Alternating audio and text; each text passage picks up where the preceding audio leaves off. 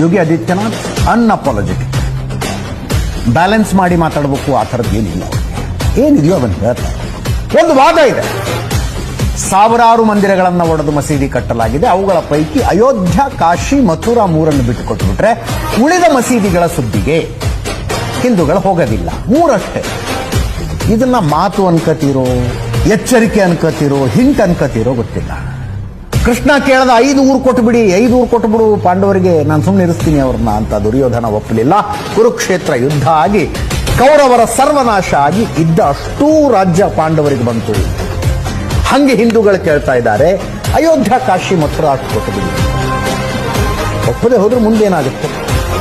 ಅಯೋಧ್ಯೆಯಲ್ಲಿ ರಾಮ ಮಂದಿರ ಆಗಿದೆ, ಕಾಶಿಯಲ್ಲಿ ನಂದಿ ಎದ್ದು ನಿಂತು ಬ್ಯಾರಿಕೇಡ್ಗಳನ್ನು ಕಿತ್ತೆಸೆದಿದ್ದಾನೆ. ಮತ್ತು ಕೃಷ್ಣ ಸುಮ್ಮನೆ ಇರ್ತಾನ ಇನ್ನು ಮಥುರೆಯಲ್ಲಿ? ಉತ್ತರ